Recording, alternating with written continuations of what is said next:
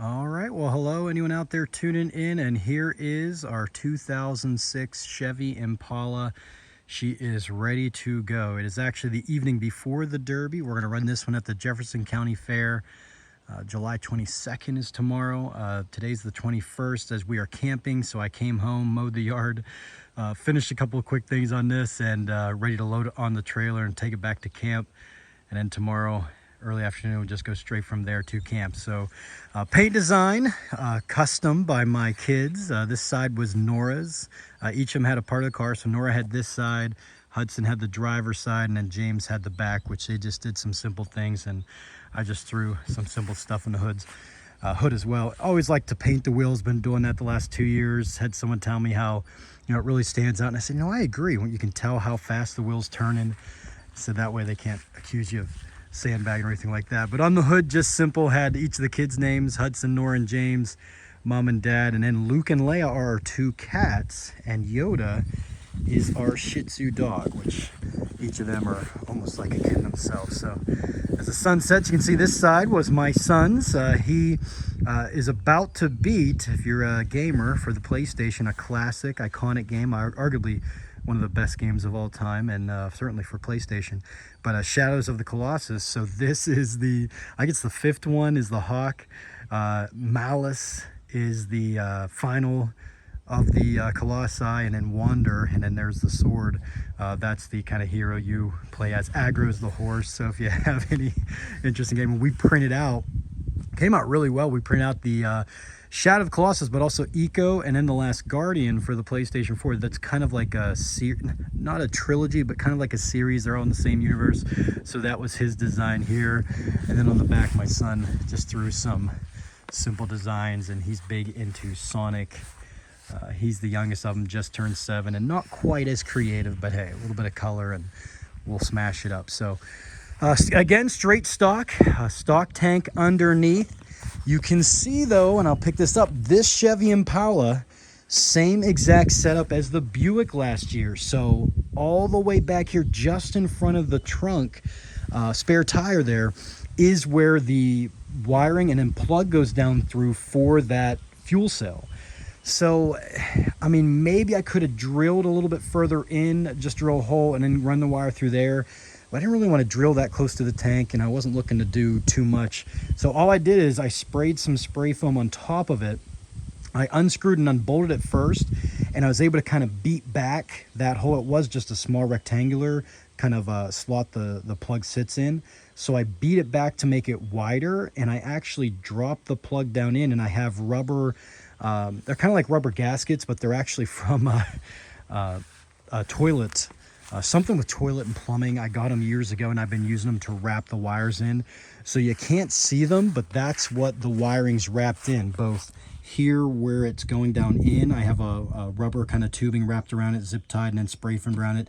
And then the bottom, I was able to unhook the plug, and I slid it back into the kind of rear axle there, kind of in between that little groove that the rear axle has there. So, and then I have it sitting in a rubber kind of cylinder, and then I have spray foam sitting on it. So the spray foam obviously isn't going to stop anything as it's crinkling up, but last year we took the Buick, and unfortunately it was stuck in limp mode. Didn't know it until we got there, so that wasn't too much of a concern. I think I only had the back beat to here. I mean, it was a disappointing run. It was the last car running, but it was a disappointing run in that it just did not run right, and we couldn't really put on a show and have some fun other than being the last car, which, yes, that is cool. But, I mean, if we can smash her up and have a good time, that's what we're all about. So, hoping to do that with this one. So that's why I kind of did that back there, because I want that rear end crushed up. Again, try to keep the front end clean.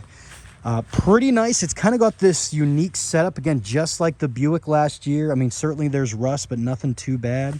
Pretty clean inside the wheel well. The hood is huge. It sticks out over the front rebar here, so I beat it down a little bit. Usually with the stock class, I don't complain much about that.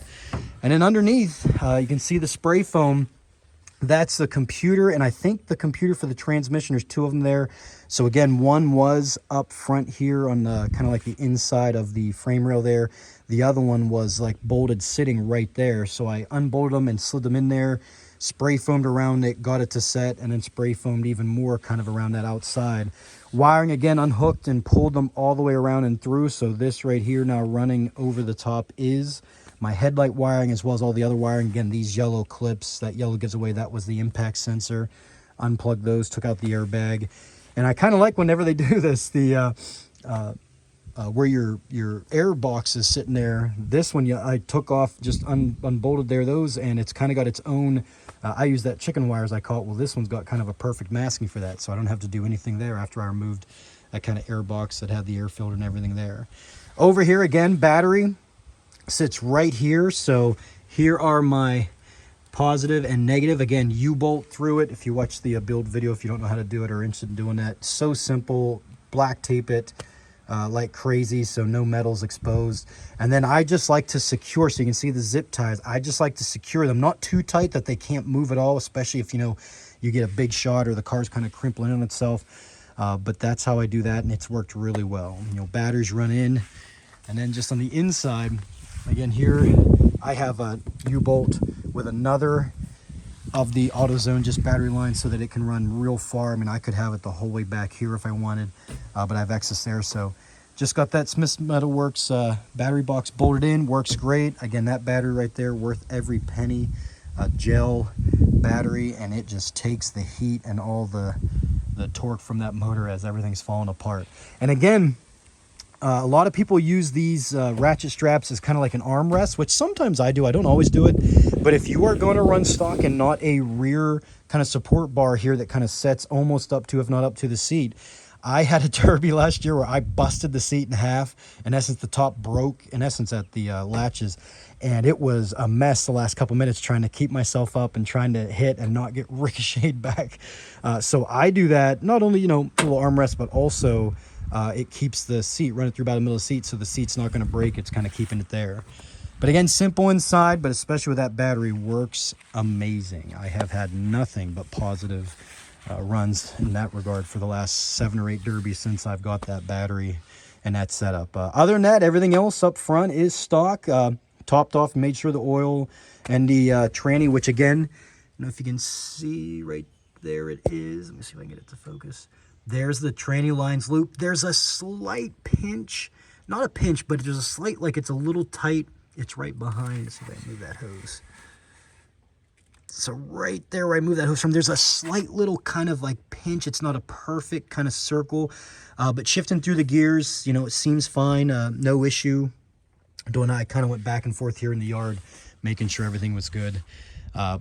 Topped off a little bit of water. It's got antifreeze in it. I was talking with the guy. He said, no, man, leave that antifreeze in. That's what we run. Put a cup again of the fabric softener. April Fresh smell is the scent that I use, and it supposedly helps keep it cool, and I would agree. So that is our car. Again, 2006 Chevy Impala. We're heading to Jefferson County tomorrow, hoping to enjoy ourselves and have a good run, but we shall see. But Kids Design did a nice little simple, neat design, hoping for some fun.